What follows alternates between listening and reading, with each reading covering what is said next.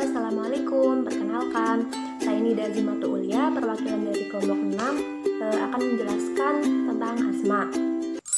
Nah, asma sendiri itu apa sih? Asma itu dipengaruhi oleh dua faktor. Yang pertama adalah faktor dari luar dan faktor dari dalam. Untuk faktor dari luarnya sendiri itu ada polen atau tepung sari, ada bulu binatang, ada debu, ada asap yang berbahaya.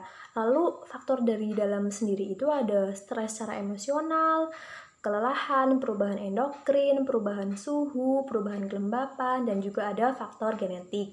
Dua faktor tersebut lalu terjadilah hipersensitivitas. Lalu hipersensitivitas tersebut muncullah stimulasi imunoglobin E, terjadi degranulasi atau pemecahan sel emas, lalu melepaskan histamin.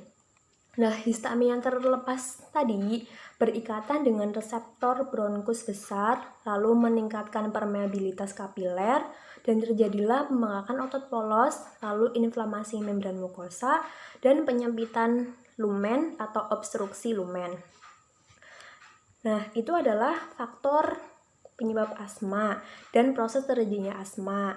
Asma sendiri adalah suatu kelainan berupa peradangan kronik saluran nafas yang menyebabkan hiperaktivitas bronkus terhadap berbagai rangsangan yang ditandai dengan gejala episodik berulang berupa mengi, batuk, sesak nafas, dan rasa sesak di dada terutama pada malam hari yang umumnya bersifat reversibel.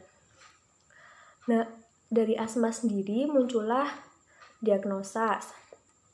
Yang pertama ada inspirasi berjalan lancar, lalu tekanan intratorakal meningkat, terjadi lumen tertekan dan semakin sempit, lalu ekspirasi terhalang, dan terjadi udara terperangkap dalam rongga paru, dan dada penderita mengembang menyerupai tong.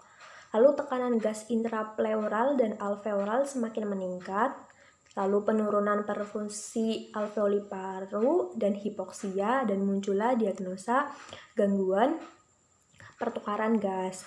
Nah, dari faktor tersebut juga merangsang eosinofil terkonsentrasi pada area yang terpajan antigen, lalu muncullah kemoteksis basofil dan neutrofil, lalu stimulasi sel goblet, dan mukosa meningkatkan sekresi mukus berlebihan yang sangat lengket, lalu merangsang batuk, dan muncullah diagnosa ketidakefektifan bersihan jalan nafas. Nah, dari kasus tersebut, diagnosa tersebut, lalu terjadi perubahan status kesehatan, lalu muncullah krisis situasional dan muncul diagnosa ansietas. Nah, untuk asma sendiri juga dapat menyebabkan komplikasi antara lain fraktur tulang rusuk, pneumonia torak, dan pneumonia. Lalu untuk pemeriksaan penunjang sendiri ada pemeriksaan ronsen, pemeriksaan darah, lalu ada pemeriksaan inflamasi. Untuk penata laksanaannya ada farmakologis dan non-farmakologis. Untuk farmakologisnya sendiri ada pemberian bronkodilator, pemberian kombinasi antara teofil atau aminofilin oral, dan untuk pengobatan non-farmakologisnya ada latihan relaksasi. Sekian presentasi dari kelompok 6. Kurang lebihnya mohon maaf apabila ada kata-kata yang kurang berkenan. Wassalamualaikum warahmatullahi wabarakatuh.